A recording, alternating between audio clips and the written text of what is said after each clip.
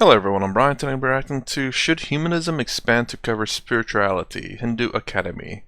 I think Lakhani will say yes, but I don't think so. And at the same time, it doesn't matter. I mean, if you want just humanism, which is something that I prefer, spirituality, again, there's just because in, I think, mostly in heavy religious countries, spiritual Western Abrahamic religious country, spiritual perhaps has a heavy connotation towards religion, and I think it's quite well known. I've said it, and I think I can't remember his name, but Lakhani also said it that spirit or spiritual has a kind of a heavy connotation towards religion, and that's the reason why it's kind of has a is a bit too defined in the West, and perhaps that's the reason why it's a little hard to accept. But I understand what he means by he doesn't literally mean spirit, and doesn't literally mean like religion, but the Advaita Vedanta idea of spirituality, or most spirituality actually, yes, in terms of awareness or in terms of oneness, and yeah. Anyways, that's what I think. Anyway, let's go ahead and get started. Use the word spiritual humanism. Are you able to define these two words, which some people would consider to be quite separate, but if you're able to define them, or at least talk about what you mean by this? Thank you. Thank you. Oh, there you go. Like it's like I said, you know, humanism has nothing to do with religion, but and I guess this is mostly in the West, really, and spirituality is very much tied to religion, and that's the reason the very hard to combine the two, because in at least in most Western minds, if not all, probably most, those two are completely different. It's a very beautiful question to explore. You see, I interact with the British Humanist Association. The chief executive, Andrew Cox is a personal friend, but we keep shoving each other. He said, Mr. Lakhani, you are just matter, carbon, hydrogen, oxygen, nitrogen, and you are this complex being, so respect humanity as this complex evolutionary accidents of nature. You are special, Mr. Lakhani, human being. It's called humanism. This is the focus, not God. Humanism sounds so nice, so warm. I said, no, I don't agree. I say, you are more than matter. You are not output of matter. Because you are so fixated on matter, you want to reduce me to carbon, hydrogen, oxygen, wound up like this. There's nothing more to me? Oh no, there's nothing more to you, Mr. Lakhani. Live with it. I said, no, I don't agree. We are more than matter.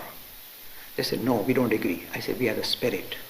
And you know what the fun I have with them? They say, Mr. Lakhani, the only spirit we believe in comes in bottles at Christmas time.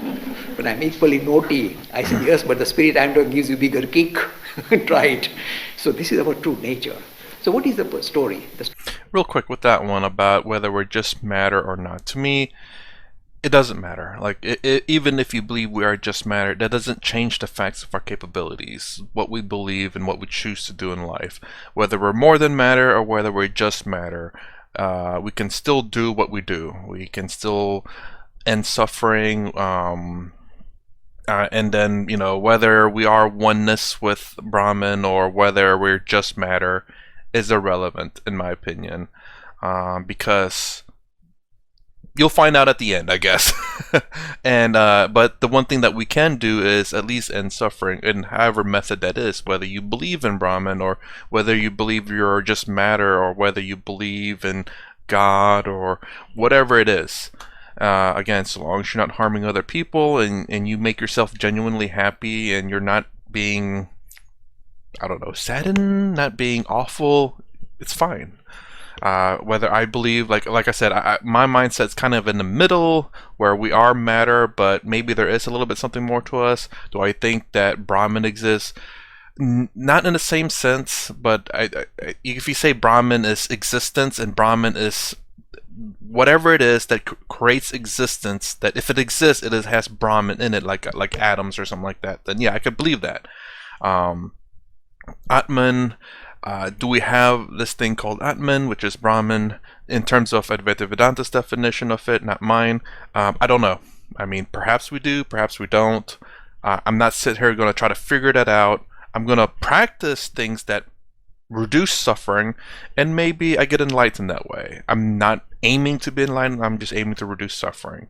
If I happen to be enlightened, that's fantastic. I wouldn't know because I wouldn't know what enlightenment is. I guess we have examples of people who are enlightened, but I guess I don't know still, even with that. But yeah, I think at the very least, I guess again, low standards, just reducing suffering, being happy, and being a good person. That's really it. That's my goal, and I hope the goals of many other people out there. Story is this. I'm actually there's a lot of interaction with the chief philosopher of British Humanism and myself, and they allowed me to write articles in their magazine as well.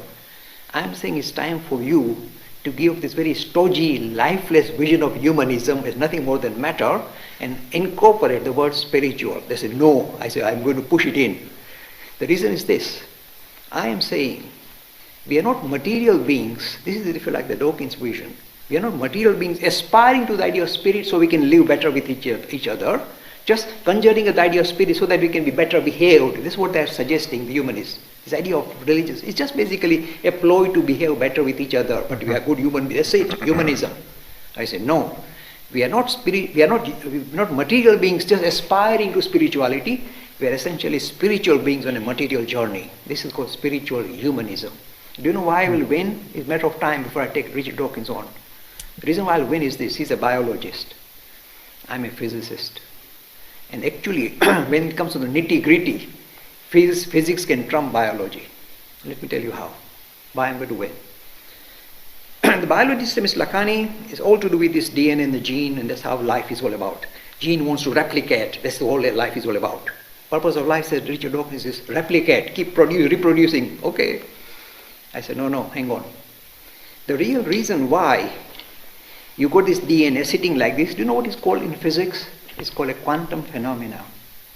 The reason why the DNA sits in this particular manner, the molecule, is called a quantum phenomena. It cannot be explained in any other terms except the word quantum. That's the central feature of physics. And I come from that lobby. I say it's quantum. And do you know what quantum is telling you? This is the findings of fathers of quantum mechanics, Erwin Schrödinger. He said, my friends, if you think you can explain this creation in terms of matter or its epiphenomena, you're going to be doomed. You'll fail. The underpinning to this reality is non-material, says quantum mechanics. You say, what is it? What is it? Don't ask. We don't have language for it. It's certainly not matter. This comes out of physics.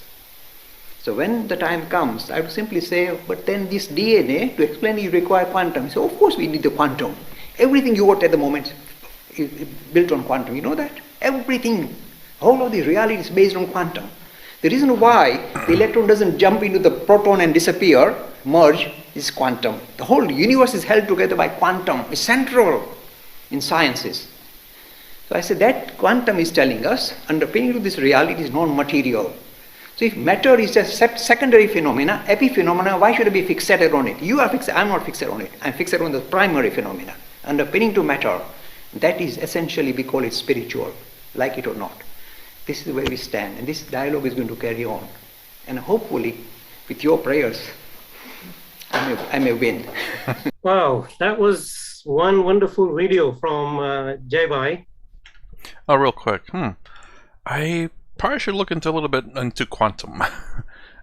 Hopefully I get my urge into watching quantum stuff, because I've had my fill of nature at the moment of YouTube. Just on my when I'm doing other things, I'll watch something random on YouTube, and it's been nature. And then driving, anytime I drive, I listen to Sadhguru's Inner Engineering. I don't know how far I'm into it yet, because I just listen. I don't really pay attention where I'm at. But anyways, I should probably look into what exactly is quantum. I heard of quantum computing, but that was like, I heard it was like really slow compared to regular computing, whatever regular computing is. Just at the moment, because the I think it's because of the stuff that we have, the maths that we have is best for regular computing, and or maybe it's the equipment is not capable of handling quantum computing because it's just too much, or it's not efficient or something. I remember it being slow at least at the time that I last heard. Anyways, continue. So beautifully presented a special term, spiritual humanism. Now, some people might think spiritual and humanism don't go together because of the meaning of those terms. So, Wow. Vijay Bhai, what is the meaning of humanism, and can spiritual be added on top? What is your thought? I think this is an amazing, term. When you put these two words together, they really mean a lot, because this is one of the central themes of Jay Bhai. I mean, he spent basically his whole his spiritual life explaining these two words. You know, we all say that we are humans, yes, but that doesn't mean, it just means, a person, right? But the essence of a human, humanism, which is why we are so special. That's the key term, which is all well and good, because you all say, humanism is what we need in this world to make a better world, a more friendly world. We only have humanism, means the essential qualities of humanism, which make us special and why we should be, do good things and whatever. But is that enough on its own? That just means, we are just a material kind of being, which is what, as Jay Bhai mentioned, what the humanist society believes, that we are so intricate, so special, the ultimate, the pinnacle of evolution. So we should be very, be very humanist and be loving to each other. That's all well and good. But is there more to us? Like, why are we so self-aware? What is so special about us? And that's where the word spiritual comes in. We're not just a human, but we are a spiritual human. And the thing I like about this term a lot, which I have discussed with Jay Bhai, is a universal term. It doesn't divide people into groups, doesn't make, this religion, that religion. It's a general term. So the essence of our life, what's our essence? And this is the key thing, which is that we are actually the spirit. And not in the bottle, but a true spirit in the sense of a spiritual being. And that's what makes us even more special than just a kind of a cocoa evolution. The idea that we are a divine spirit. And so these two words together are so special. I mean, one thing to say is that, the idea that, do we know? Because, the thing about science is that they work on empirical facts and they won't transcend that. And this is the problem, because even the earliest, the quantum physicists, which Jay Bhai mentioned, Erwin Schrödinger, Werner Heisenberg, they worked on this matter. Eventually, they went further and further. They just couldn't pin down what is the essence of all life. They couldn't pin it down. You can go to quarks, sub-quarks, you can keep on doing that. Ultimately, what is the underpinning? And this is, I think, I must give, hands up to the quantum physicists. And they actually said, look, actually, we don't know. If you go further down, we can say that the root of everything is not matter. They figured that out. They just don't know what that is. And what we are saying, or the ancient Indic, Hinduism is saying, actually, there's something special. That's a spirit. And that's, I like the term that Vijay mentioned, that you're not a material being aspiring to be spiritual. We're already the spirit. We're just on a material journey trying to figure out that we're actually the spirit again. So kind of wiggling out of the material world. So that's what makes it special. We already are special. We just have to figure out that we are that special thing. And that's where all the other terms come in, the Atman, Brahman. And I think someday science will have to accept. They can't keep on being fixated saying, because we can't work any further down than the material, we can't break down any further, we stick with that and we work with that. That is just too limiting. And that's what Jay has been banging his head at so many doors, explaining to people that you guys are stuck somewhere. Please move on. But, we are where we are. Sita Ben. No, I love that quote. I think it's a Swami Vivekananda quote about us being not material beings on a spiritual journey, but spiritual beings on a material journey. It's a really beautiful quote. And as I was discussing with Manish Bhai just before we started, is the term spiritual humanism actually is something that Dad came up with, because when you put these two terms together, as it was in the video, they sound like a contradiction in terms, because humanism is all about, you're human, you're material, that you're a material being, and spiritual is sort of tagged onto that. But that's essentially what we are saying, is that we are not that sort of material body. And it's evident not just in terms of, our human relationships and all of that, but at this sort of deep quantum level. And there are so many sort of examples of that in the natural world. For example, if you get a sunbeam of light and it hits the leaf, how does that beam of light know where to go in that leaf in order for photosynthesis to happen? When, you know, a baby is being sort of, you know, conceived in the womb, how do you know which cells need to go where in order to create a human being? Surely if it's all a random, you know, material process, how do all the things know where they're supposed to go? So at the sort of deeper quantum level, they've discovered that, you know, it's not so much about things and particles and atoms and smaller versions of atoms. It's more about the interconnections rather than things. So the whole sort of everything is just a web of connections, and everything seems to know where it's supposed to be going. I actually just read an article recently that, you know, when there is a child in the mother's womb, the mother's health actually improves because the cells which are being used to create the baby actually know if there are any other problems in the mother's body, and they go and find it and resolve it. And I just find that absolutely incredible. How does that cell know to go to this particular problem? There's a heart problem or whatever. But how does that cell know where to go? How does any organism form? Because surely if it's just a material thing, how does it know to form into this particular shape, this particular organ, this cell? It's absolutely incredible. So it's not a small thing. It's not a fluffy, airy-fairy thing. The fact is that everything is a directed process, and it's not just random mutations where things happen to just fit together. I like to. So, how does it know? Well, I'm sure we can all understand that these cells have programs, but now I guess the question is, where did the cells get the program? And that would be the question, because we know cells do specific things. You know, your skin cells and whatnot. They're programmed to do something. Your skin cells to make skin, and your hair follicle cells to create hair. But I guess the real question that she's perhaps trying to say is, like, what gave them the instructions, which would be like, well, yep, you got it there. So I do believe that this universe is random. It's just big old mess of random. Like, they threw something at the window and see what stuck. But when you zoom in to humans, while we are random, we are organized as well. And I was trying to think of how to explain that, but this random grouping of cells and function, while random in the grand scheme of the universe, orderly in the function of the body. I don't know how else to explain that, but other than that, so, and the reason why it's random is because obviously not everything succeeded. If everything was functioning properly, then everything in this planet the dinosaurs would still be here. A lot of everything that went extinct would still be alive today.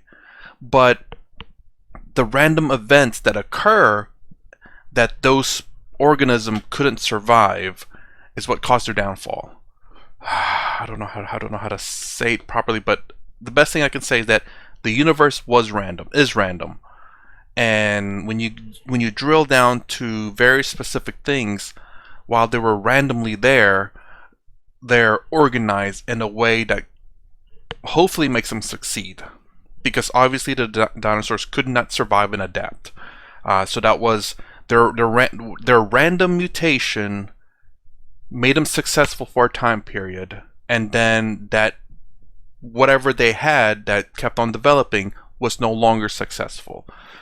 Our random mutation is how we are now, or well, back in the day, caveman or ape-like or whatever, and then as we developed, as we strengthening whatever random stuff that we've gotten since we became what we are, and those became stronger, that random group of organized attributes was very successful.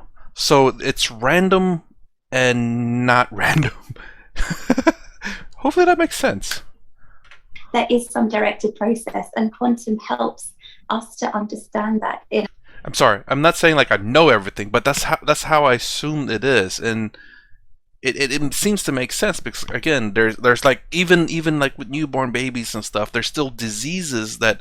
But she's talking about how does the baby's cell know to go fix some stuff. I think that's fantastic. It does do that, but then there's also a random chance where a what is it, a skin cell or some type of, or a heart cell or something will be cancerous, where it somehow its genetic code gets malfunction, and then it just rapidly produces and produces and produces, and it becomes a cancer. So there's still obviously that randomness of a cell going freaking AWOL, and hopefully it becomes dormant and not really damaging. It gets shut down before it becomes cancerous. I do remember hearing that from watching science videos. I was wondering what cancer was. Cancer is literally just like, if I remember correctly, and if it hasn't changed, a cell just all of a sudden just mutated and just becomes, it just starts producing a lot of whatever it is, whatever type of cell it is, I believe. Again, fact check that, please.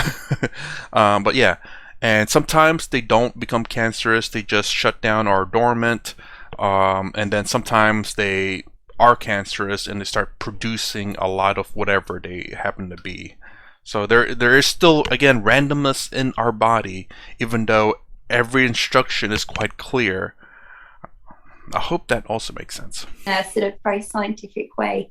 So yeah, it's a really fascinating topic to discuss.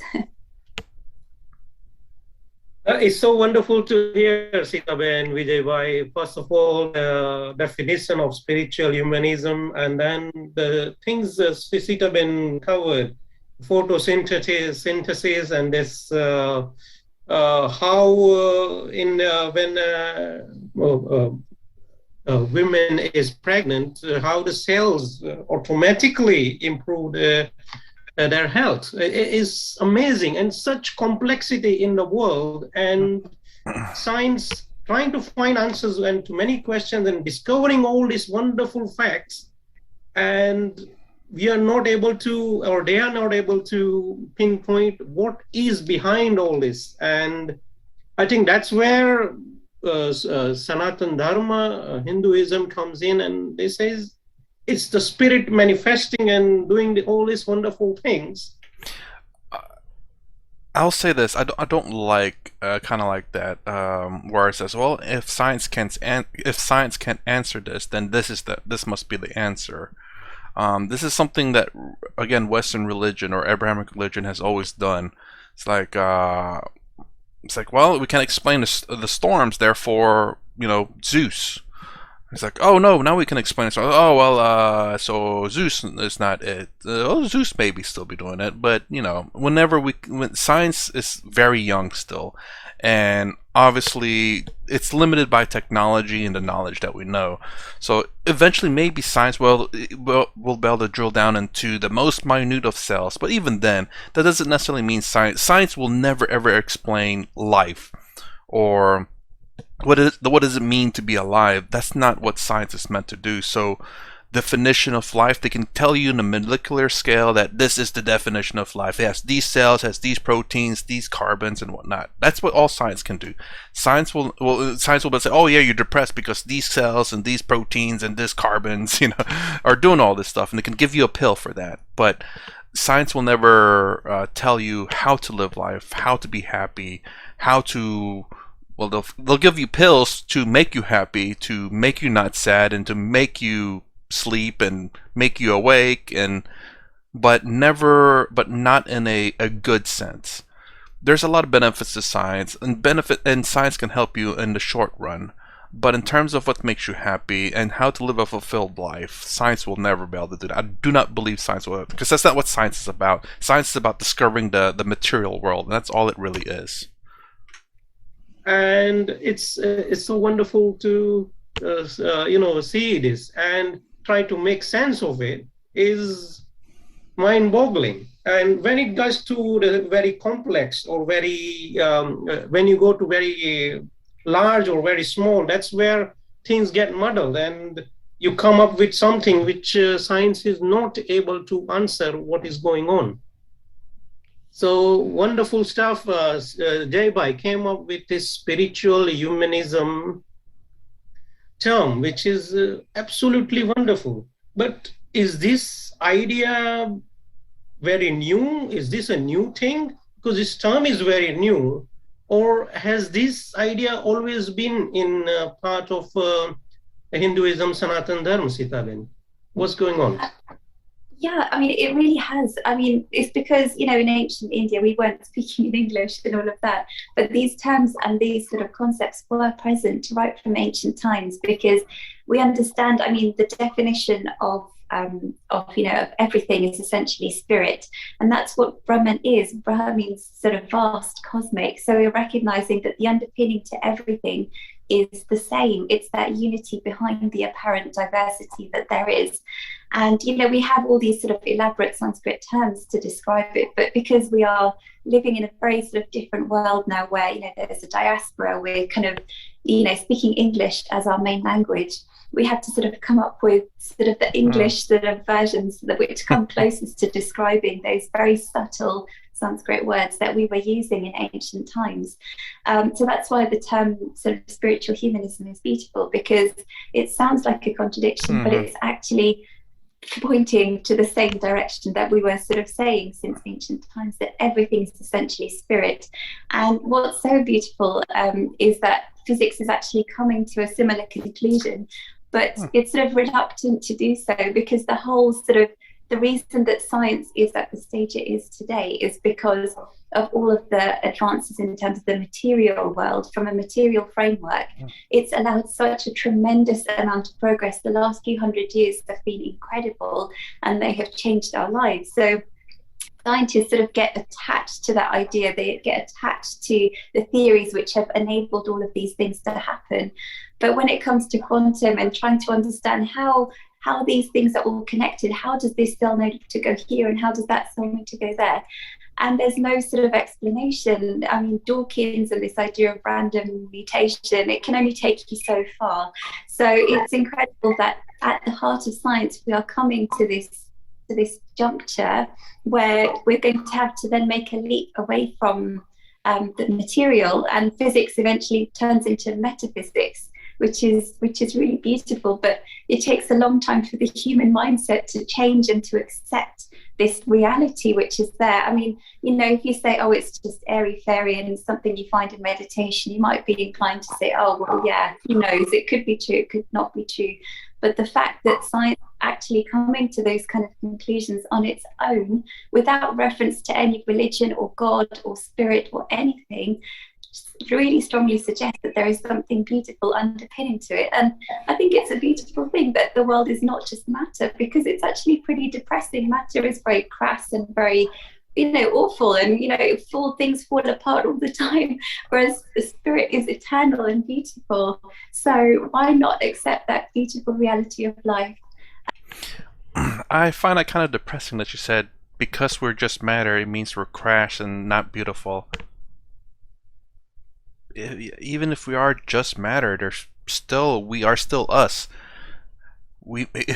I mean, I don't know. I guess that I don't know if that's just my own way of looking at life. Like, if I am made of matter, even if she's made of matter right now and nothing else, just say for example, there is no such thing as spirit or Brahman or whatever.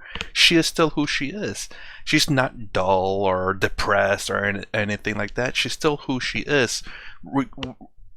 Even if the fact that she's just matter. And the thing is, though, is that if she discovers she's just matter, then all of a sudden her personality changed, then she's very much having the external world influencing her internal world, you could say.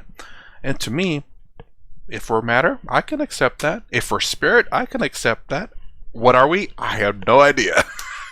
We are what we are, whether that's matter, spirit, Brahman, Atman, Maya, dirt, I don't know. We could be some microorganism, some gigantic cosmo dog that pooped and we just happen to exist for a split second, but for us that's like massive amount of years, I don't know. Irrelevant of all of that, I am here now. I'm living my life. I live it the best that I can. Try not to suffer as much. And that's it. That's all I can really do.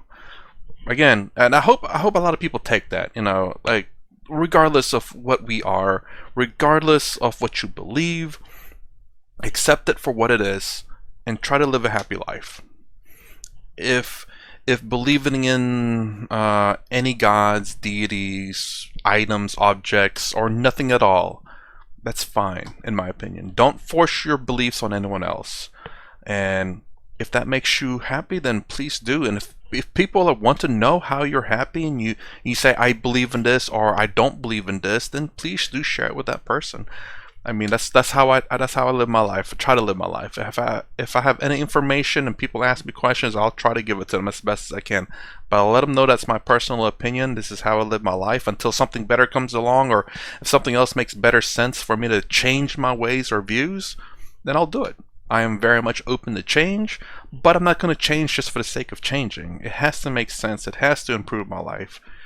Well, I mean, so long as it doesn't make my life worse, it's fine. Same. Then I have options. I could do this one or this one if it's the same. But if this one's better, then I'll choose this one. I hope people live like that. So whether we are spirit or whether we're just nothing but matter, irrelevant to me. I am who I am. I live my life the best I can. And I am fine with that either way. Matter or spirit, we're beautiful either way. Well, if you want to think of yourself beautiful, I just think of myself as a person. Beautiful, well, that's a matter of subjective. You're on mute. Yep. So I think Sita, you have got it very beautifully. All I can add is, I mean, as Sita mentioned, that it's always been part of Indic ideas. This idea of quest for who we are, what is our true nature, is in Upanishads. So it's not a new idea, but I still like the term spiritual humanity. It's very beautifully put in this modern world. I think the only point I can add is that actually more and more, the youth are running away from this idea of, fixed religions, controlling religions, whereas the God sitting in the heavens, trying to stick to either giving you, a carrot and stick kind of approach, yeah. And most people, are just kind of fed up with that. They don't really want to play that game anymore. So this spiritual humanity actually opens a lot of new doors of people on how to explore who you truly are and what your aims in life are, what you're trying to find, answers you can find for yourself. All this is becoming more and more important. So I think this term humans will in future go really, really far. That's wonderful to hear, Vijay Bhai. So we got a question from Jats for YouTube, very close to that. So he's saying everyone has their own understanding of the word spiritual. It seems to have got into muddy waters. What's the exact definition of the word spiritual? And does it have anything to do with religion and God? Or can you be spiritual without God? What's your take on it, Vijay Bhai? Very interesting question. I mean, this is a very big term in that sense. I have actually been to some interfaith dialogues and discussed this. And if you ask somebody from Abrahamic faith, spiritual means somebody who is God-centered, who actually is, very, very pious and very, very holy, who really believes in the God in the heavens. And that's spiritual to them. It's not like the way we see it. But I think the term spiritual should not be linked, in my view, to a theos in heaven. It's your own individual goal, trying to find out who you truly are. I mean, as we mentioned earlier, atheists or some of these people who are kind of evolutionaries, they're happy saying that, okay, we are just a matter, that's it. But we are saying, no, there's something more to us than that.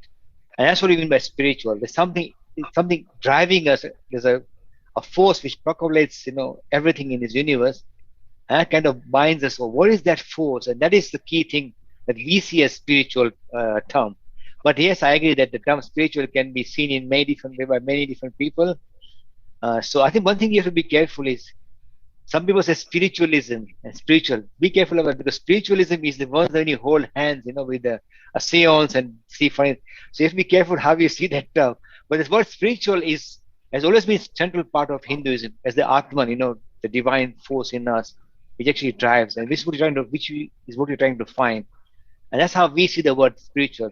But of course, because it's not an objective term, people will have their views on that, and that's fine too. Let everybody explore spiritual, in their own way, what spiritual means. Sita?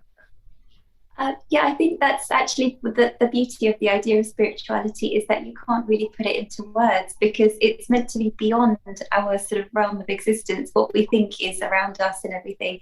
So it's sort of something that goes beyond language. And, so many, prophets and saints throughout the ages across the world, not just in India, all over the world, have tried so hard to put this term into words. And, in Hinduism, we've got things like, consciousness, existence, all of these amazing terms. But, for someone who is a lay person and, they've never experienced anything spiritual, they're like, oh, yeah, that's just a normal term.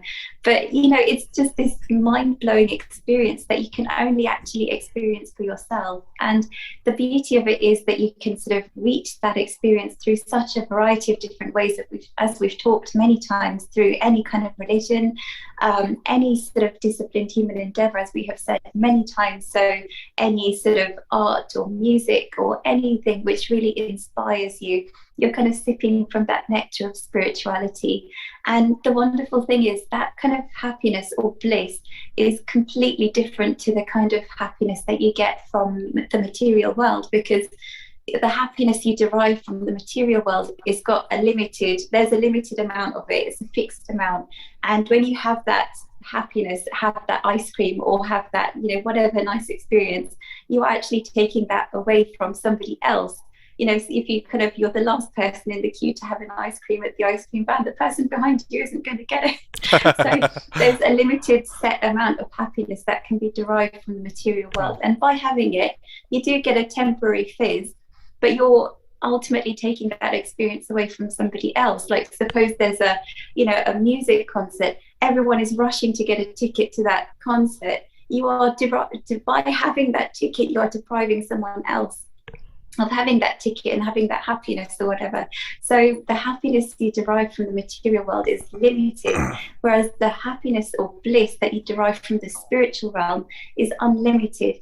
It doesn't matter what a beautiful experience you have, does not take anything away from anybody else. It's just there, it's infinite, it's vast.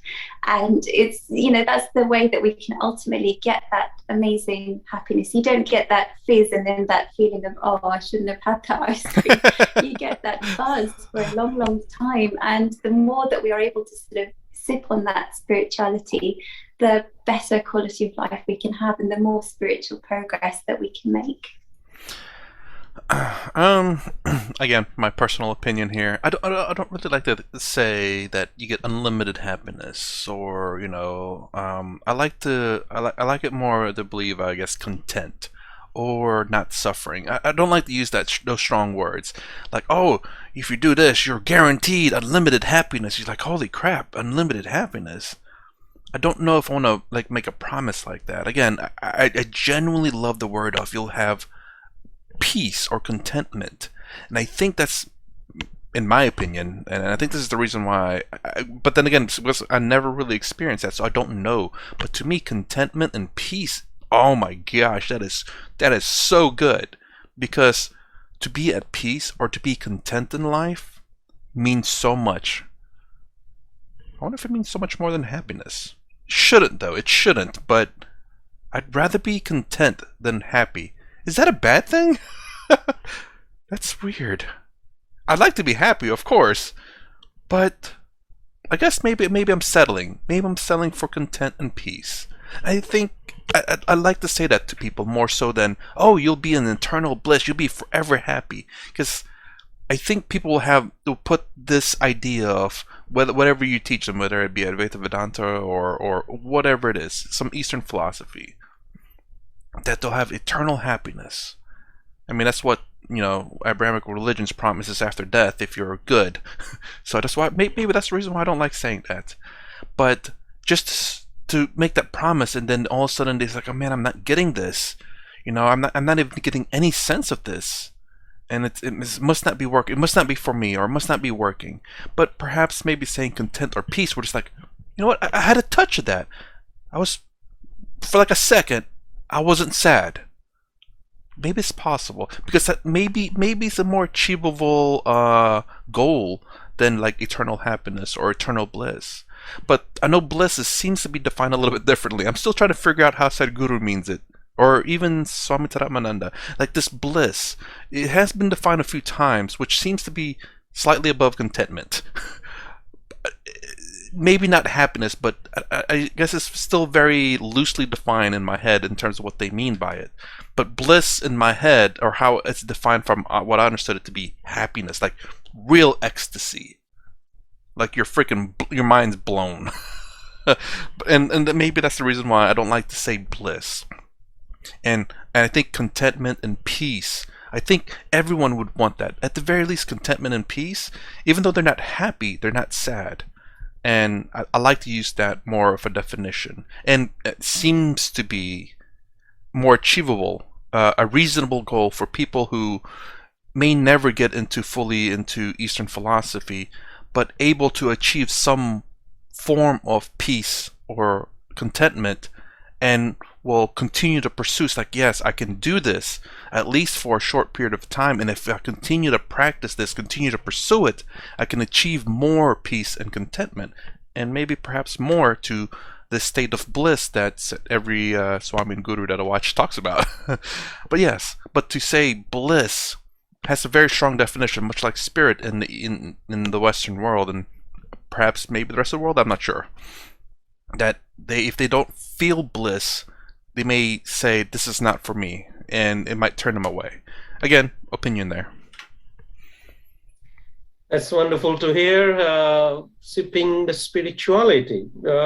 Just the thought came to my mind, are those people playing computer games and video games, are they sipping spirituality as well, Sitaben? Well, I mean, I have no experience with that, so I don't really know.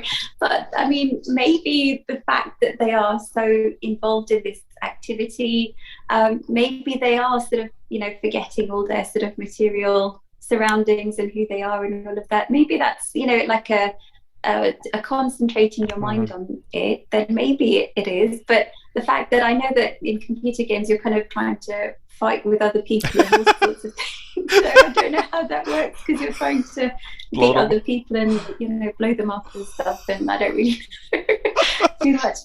Shiv, I don't know. I think, well, I mean, I know some gamers who are very, very into gaming. They're quite nice people, but I think when you do gaming, I'm not sure you're doing it in a structured manner. You're just playing and getting lost into it. I mean, there are many ways to get lost in thought, dreaming or something. So I'm not sure that's the best way, but it's part of life. People sometimes get lost in thoughts, they forget their material. It's a question of how you guide and train that to work towards your spiritual goals, I guess. Yeah, I mean, it's a way to get lost from the material world, but it's still part of the material world. It's the problem, I guess. To enjoy something in the material world is not going to get you into the spiritual world, in my opinion. Then again, I'm not the expert on this, so again, all of what I've said in this video is my opinion. And could I be wrong? Absolutely. 99% sure I'm probably wrong on some of this stuff, or most of the stuff. But anyways, it's just because you're using material world things to get happiness, derive happiness from. And like Swami Sarvapriyananda says, there's the three things that scientists discover about what makes people happy. Buying yourself stuff, material stuff, makes you happy for a short period of time, then it just goes away. Working a job, even somewhat of a meaningful job, will make you happy for a longer period of time, but then again it gets boring. And then doing things for other people makes you even happier for a lot longer period of time, but that even has a limitation. And then Swami Sarvapriyananda says there's a fourth one, which is your inner Advaita Vedanta style not meditation, but I don't know. He just says the Atman, your discovery inside to control your emotions, to self-realization. Actually, that's the best way to put it. And at that moment, you're no longer dependent on any of the material worlds to have eternal happiness or to eternal contentment, eternal peace. I like to say that. That's nice. To be peaceful where you're not suffering. So I would say no to that, just because again, it is part of the material world. If you're trying to derive happiness from the material world, much like every Swami and Guru says, the material world has limitations or limits. It's all within a time frame. So when you derive happiness from the material world, it's all going to be within a time frame too, where you buy yourself something, 5 hours happiness, then you're bored of it. If you do things for other people, 2 years, 3 years, 10 years of happiness, but still there's a time frame of that happiness before that no longer makes you happy anymore. Yeah, tricky question. Wonderful answer, Sita Ben Vijay. So we got a Cheddar Frofiend. He's saying there is a basic definition to spirit. Spirit is that which is not subject to consequence. Would you agree to that definition? Spirit is that which is not subject to consequence. Vijay? Okay, so in Hinduism, if you look at the Atman idea, we said that Atman itself is never born, never dies, is not bound by anything. It's a Jivatma. When you have these characters come together, you think you are bound. And these forces of nature, the three gunas, which Krishna mentions a lot in the Gita, they drive you to all these things and they're part of consequence. So you look at it in that sense, then yes, it is not bound by consequence. That's correct, yeah. Sita? Yeah, I agree. I mean, it's something that's beyond the realm of what we experience in our sort of physical material world. So yeah, I completely agree with that. I guess how I interpret it is basically that like your Atman Brahman is unaffected by this world, unaffected by Maya. It's something that I can't remember which Swami or Guru has said that, but I do remember him saying that your body may feel saddened, your body may be influenced, your body mind may be saddened, influenced, affected by everything that's going on in the world, but your true self, your Atman, is never affected by it. It's only ever just aware or shining a light at these things, but these things never affect it. So, free from consequence. Then okay, I get it. Excellent. So he's saying that people, so the questioner is saying there is a basic, okay, people label me an atheist when I point out that the soul is not real because they don't know the difference between the soul and the spirit. Wonderful. The self is spirit, but it is not a soul. Wow. Yeah. So yes, these two terms are again intermingled as well. Because in English the word soul is used, which in a way is not same as Atman. Sita Ben, you want to elaborate on that, please? Yeah, so I mean, once the sort of spirit becomes embodied into a body and mind framework, then we tend to call it a soul, or we call it Jivatman as well.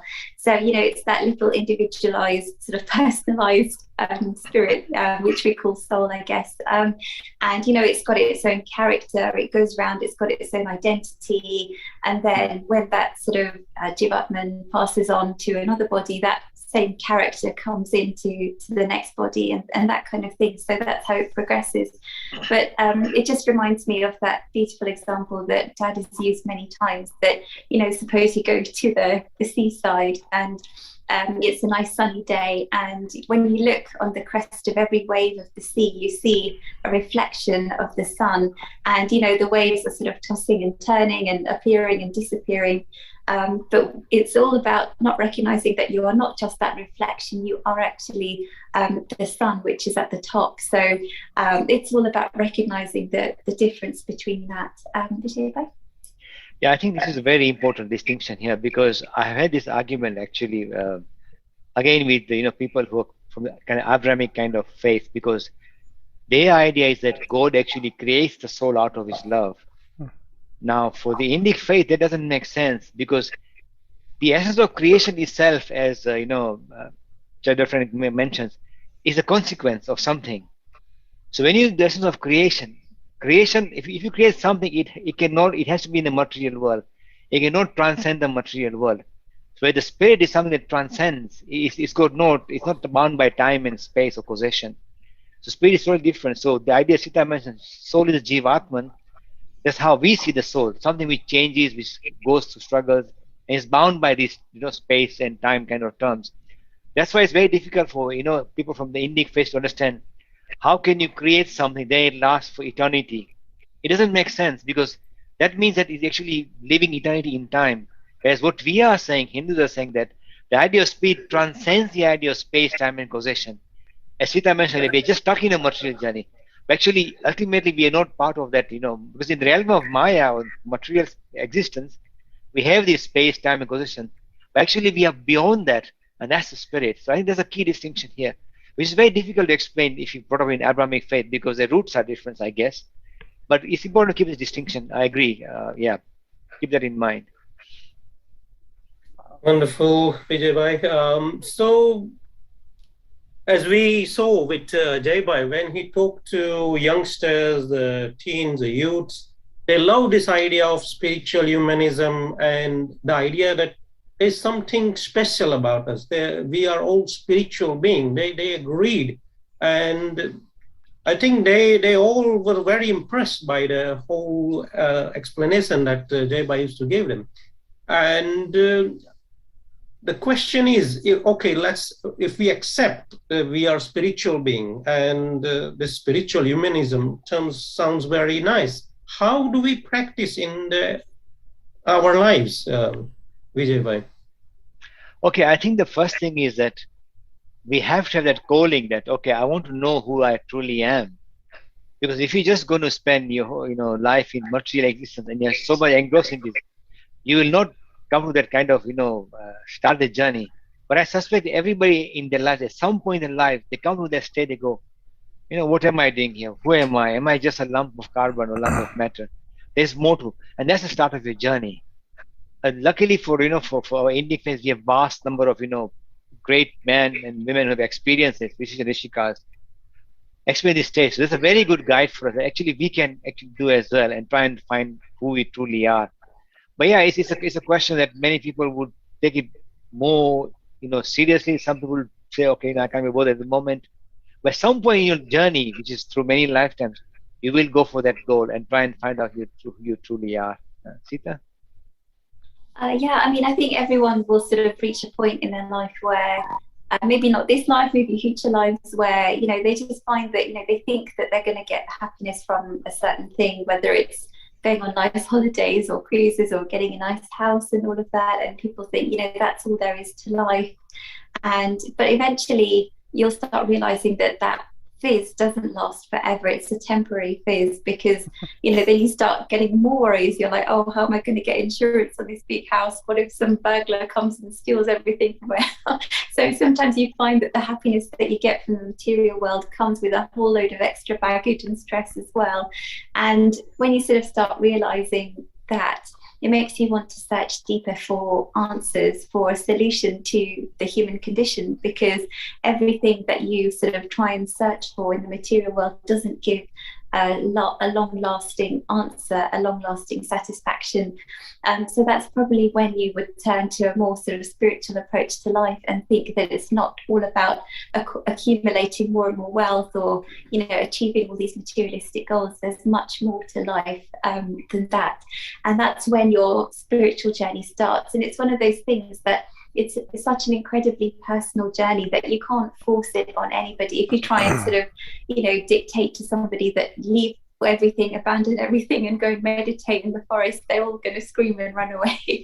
So it has to be a very personal journey where you then start exploring, looking at the teachings of various prophets and saints from the past, or ancient past or modern past, who really touch you, and then you can use their teachings as guidance as to how you can live your life in a much more spiritual way. So amazingly, what we were talking about with quantum, that it's more about the interconnections than the things, the material bits.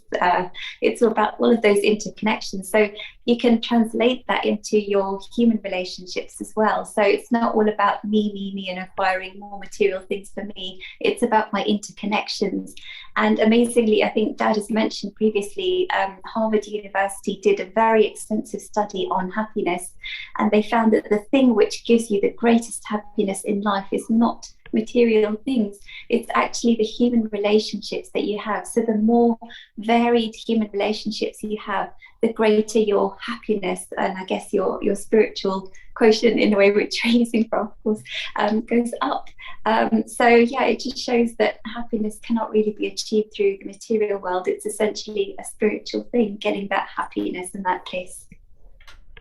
Okay, I'm not sure what she means by varied humans or varied human whatever. I can't remember what she said, but varied humans, like a varied human relationship. That's what she said, or close to that.